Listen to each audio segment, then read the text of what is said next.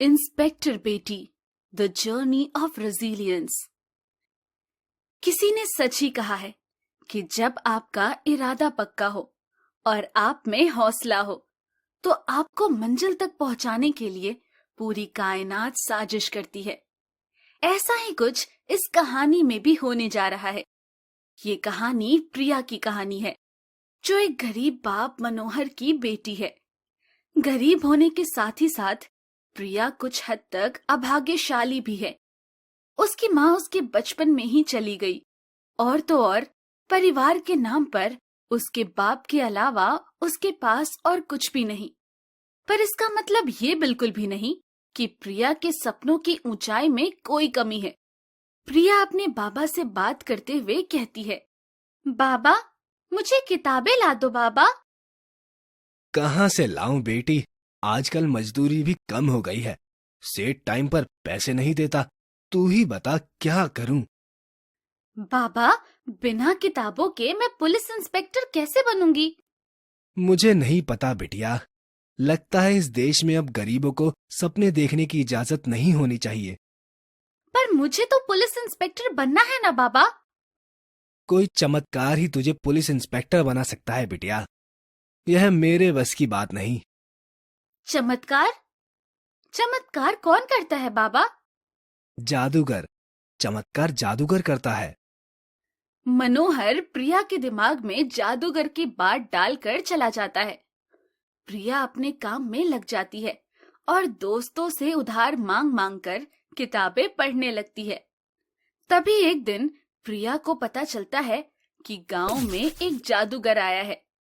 अपने दिल में सपने लिए प्रिया उस जादूगर से मिलने चली गई। जादूगर जादू दिखा रहा था और प्रिया देख रही थी और इस बात का इंतजार कर रही थी कि कब जादूगर फुर्सत में होगा और वो उससे बात करेगी। कुछ देर बाद जब जादूगर को फुर्सत मिली तो उसने दूर खड़ी प्रिया को अपने पास बुलाया।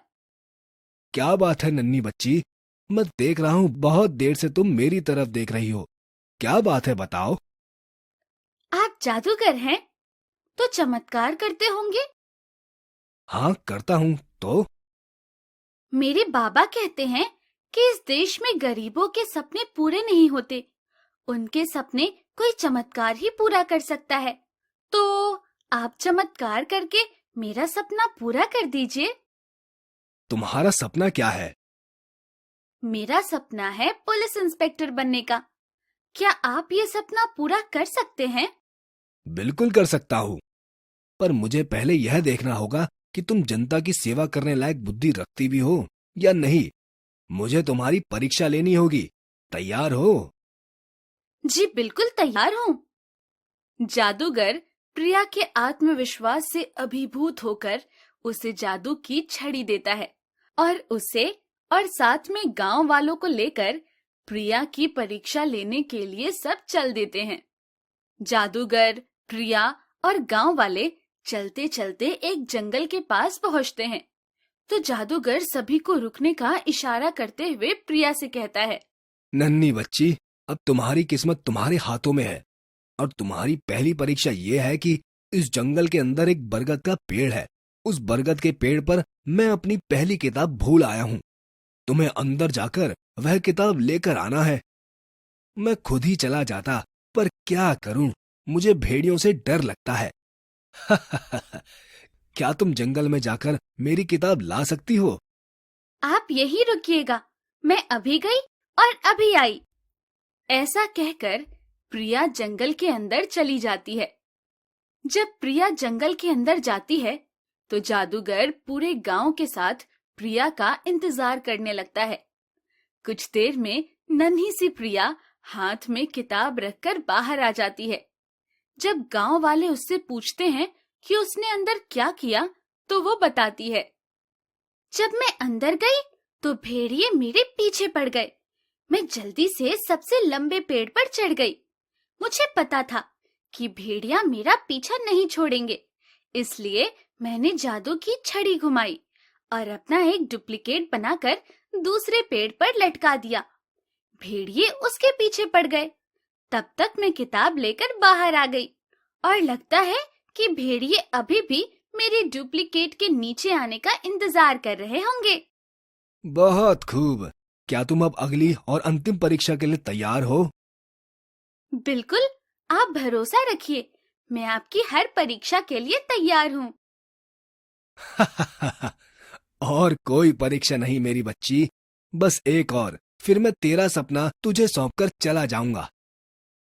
ऐसा कहने के बाद जादूगर गांव वालों को और प्रिया को लेकर एक अंधेरी गुफा के बाहर जाता है और प्रिया को गुफा की तरफ उंगली दिखाते हुए कहता है, प्रिया, मेरे पिताजी ने मुझे 2 किताबें दी थी।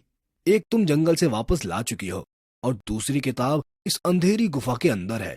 अगर तुम वह किताब लेकर बाहर आ जाओ तो मैं तुम्हें वचन देता हूँ कि मैं तुम्हें इंस्पेक्टर बनवा दूंगा। अभी गई और आपकी किताब लेकर अभी आई। प्रिया जादू की छड़ी लेकर अंधेरी गुफा में चली जाती है। गांव वाले देखते हैं कि प्रिया जादू की छड़ी को एक मशाल में बदल देती है ताकि अंधेरे का मुकाबला कर सके। फिर प्रिया जब गुफा के अंदर जाती है तो गांव वालों को पता नहीं चलता कि अंदर क्या हो रहा है। गांव वालों को बस तरह तरह की डरावनी आवाजें उस गुफा से आती है। बहुत देर बाद गांव वालों को एक बार फिर से वही मशाल दिखाई देती है। मशाल के साथ साथ में किताब लिए हुए प्रिया भी दिखाई देती है और उसको देखकर सभी के सभी ताली बजाने लगते हैं। प्रिया दूसरी किताब भी जादूगर को सौंप देती है। तब जादूगर उससे पूछता है कि आखिर उसने ये कैसे किया। जैसे ही मैं अंदर गई तो मुझे 4 दरवाजे दिखाई दिए। एक दरवाजे में मेरी माँ खड़ी थी, एक दरवाजे में मेरी दादी खड़ी थी, एक दरवाजे में मेरे दादाजी खड़े थे और एक दरवाजे में मेरे पिता खड़े हुए थे। सभी के सभी मुझसे कह रहे थे कि उसी दरवाजे के अंदर जादूगर की किताब है। सभी अपने अपने दरवाजे के लिए मुझे तरह तरह के तर्क दे रहे थे। तब मैंने सोचा कि दादाजी, दादी और माँ मुझे छोड़कर जा चुके हैं, इसलिए मैंने पिताजी वाले दरवाजे में जाने का निश्चय किया। काफी अंदर जाने के बाद ये चमकती हुई किताब मुझे दिखाई दी, जो मैं आपके लिए ले आई। बहुत खूब मेरी बच्ची, तुझे मेरा आशीर्वाद है। तू बड़ी होकर जो बनना चाहेगी बन जाएगी। पर मैं एक सवाल पूछना चाहता हूँ तुझसे। तू ये बता कि आखिर तू पुलिस इंस्पेक्टर क्यों बनना चाहती है? ताकि मैं लोगों की मदद कर सकूं, और क्या। उसके लिए तुझे पुलिस इंस्पेक्टर बनने की जरूरत नहीं है। तू इतनी बुद्धिमान है कि अभी भी लोगों की मदद कर सकती है। और उस मदद के लिए अगर तुझे किसी भी चीज की जरूरत पड़े तो इस जादू की छड़ी को बता देना, तेरी मदद हो जाएगी। अच्छा, आप ये जादू की छड़ी मेरे लिए छोड़कर जा रहे हैं? असली ताकत तो तेरा दिमाग है बच्ची। बाकी अगर कोई भी काम हो तो इस जादू की छड़ी को बता देना, और कभी मेरी जरूरत पड़े तो भी इस जादू की छड़ी को बता देना, मैं आ जाऊंगा। ऐसा कहकर जादूगर चला जाता है। प्रिया अपने दिमाग और जादू की छड़ी से गांव वालों की मदद करने लगती है। क्या प्रिया बड़ी होकर पुलिस इंस्पेक्टर बनने का निर्णय लेगी या फिर जादू की छड़ी से लोगों की सहायता करने का निर्णय लेगी? ये सब जानने के लिए हमारे चैनल के साथ बने रहिए। दोस्तों आ ही गए हो तो चैनल को सब्सक्राइब कर देना और वीडियो अच्छी लगे तो लाइक और शेयर भी कर देना और बेल आइकन जरूर दबा देना ताकि आपको नए वीडियोस की नोटिफिकेशंस मिलती रहे।